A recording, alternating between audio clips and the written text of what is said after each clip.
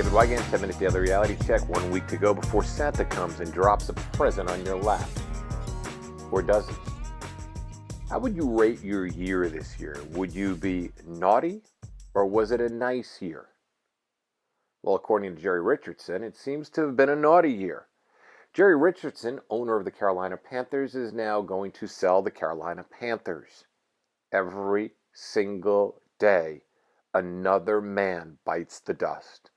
Another man has to lose his career, sell his company, disappear from the public eye, not have a movie released.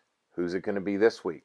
I think we should really open up. Okay, now hear me out, right? For those of you that have missed the Bitcoin, but then again, maybe we didn't miss the Bitcoin. Maybe Bitcoin has a huge upswing, right?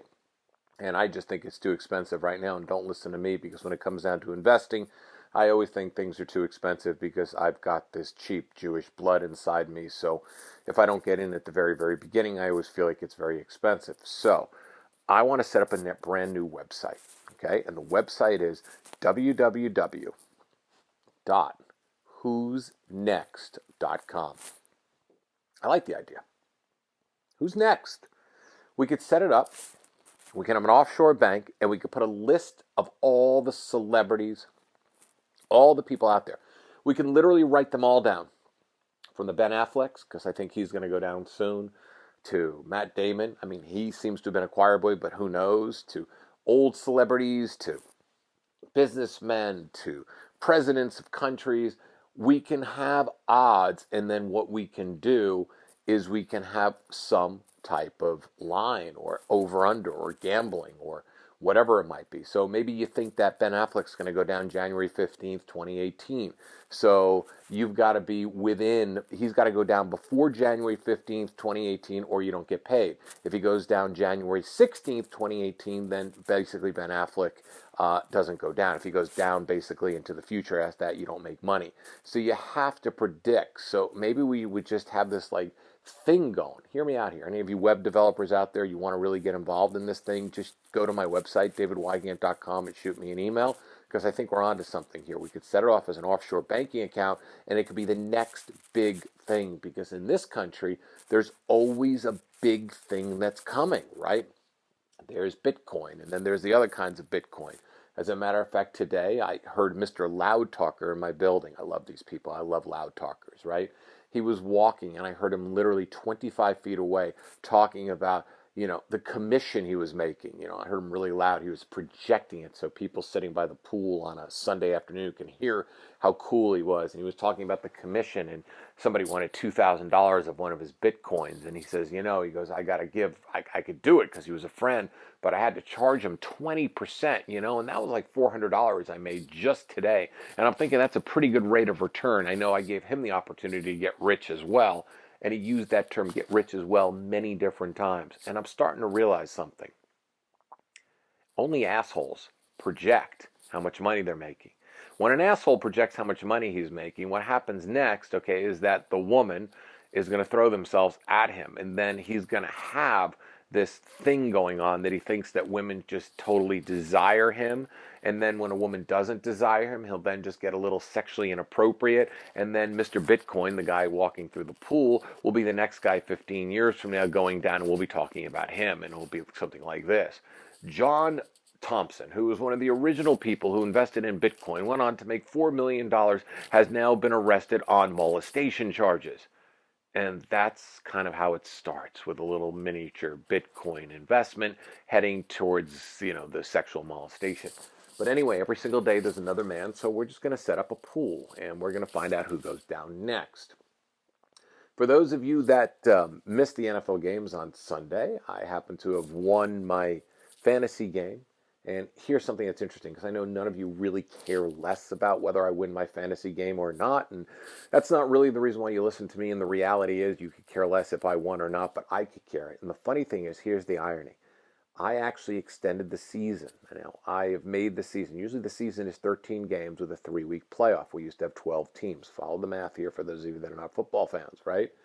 This year we only had 10 teams because 2 guys bowed out. So I decided to do a 14-game season in a 2-week playoff, virtually ending in the same week 16. Think about this now. If I made it a 13-game season, I would have won the championship game today because I outscored every single person. Will that come back to haunt me? And that's what I want you to think about now. As we head towards Christmas, I want you to think about the decisions you've made this year. How many of them have actually worked out for you? And how many of them haunt you? I could tell you that I never paid attention to Bitcoin. I mean, literally, I've been asked to do it for the last couple of years. I was asked in August to do it. I thought it was too expensive then, and I would have probably have made, I don't know, oodles and oodles of money if I actually got off the pot and did it and didn't have this fear based around it. So this year, how many decisions that you made either A, backfired, or B, didn't go your direction? Did you miss out on Bitcoin? Did you miss out on Apple going up? Did you miss out on, I don't know, did you miss out on predicting a football game and gambling on that? Did you miss out on a job opportunity? Did you miss out on a relationship? And for those of you that are stuck in approach anxiety hell, did you miss out on a girl that you really wanted to talk to or a man that you really wanted to flirt with? I want you to reframe things on this Monday in December, one of the last few Mondays in December. We've actually only got 2 more left, and one of them happens to be Christmas. So on this Monday, December 18th, I want you to reframe things.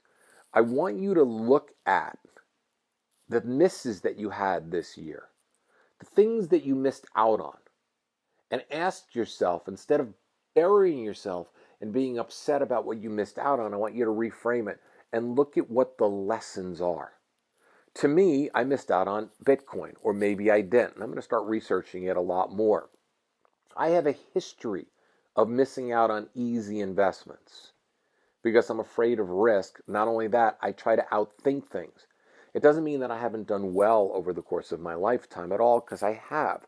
I have just not taken the risk because maybe I'm risk averse, or maybe I've just got some type of, and here's the aha moment, some type of stumbling block or some type of block in there. And it's my programming.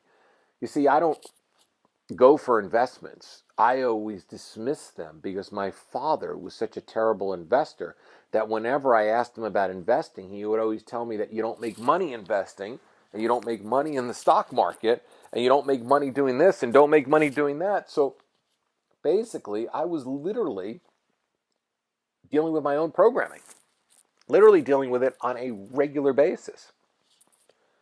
So here's how I'm going to reframe things. The next time, and this is something I've never done, and this is a lesson that I've learned, the next time I hear about something, an investment or some type of opportunity, instead of being smarter than I think I am, instead of being wiser than I'm really not, I'm going to sit down and I'm going to listen to somebody more. I'm going to allow my brain to take it in instead of allowing my program to dismiss it, because my dismissive programming was literally something that my father would dismiss. So I learned it. It's a learned behavior pattern. And when you have a learned behavior pattern like I had, you start to dismiss things in certain ways. So I'm going to take a look at my missed opportunities this year, and I'm going to spend the next 2 weeks reframing them. I'm going to understand the lesson. I'm going to go and I'm going to literally listen to everything I can about Bitcoin and the technology behind it, because I want to be able to make a conscious decision whether or not this is something I would like to move forward in, and if there's still an opportunity out there. Whether there is or isn't, nobody will know, because with any investment, there's risk. But I'm going to reframe everything. I'm going to take a look at some of the other things that I've done this year, and instead of being outsmarting them or burying them underneath, I'm going to look and I'm going to take a look at the big lessons. I'm going to look at all the lessons that were presented to myself, so when they represent themselves next year in different opportunities or in different situations, I'm going to have been able to process them through, and I'm going to be able to create a different outcome. Does anybody want to join me? Do you want to join me? Do you want to join me to be able to reframe your life? And by reframing your life, would you like to experience a different outcome along with me? Because that's how you grow. You don't look at something as missing an opportunity. You look at the reasons why you missed the opportunity, so you can reframe the reason why you missed the opportunity. So when the next opportunity comes your way, which it will, because it always does. Every year I look at things I didn't invest in, and every year something else presents itself to me.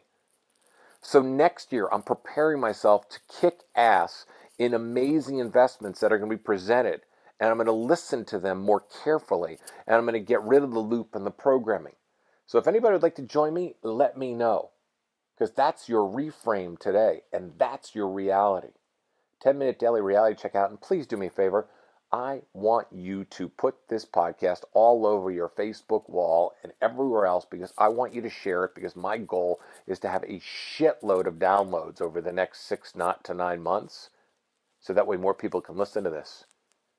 And if you've got some amazing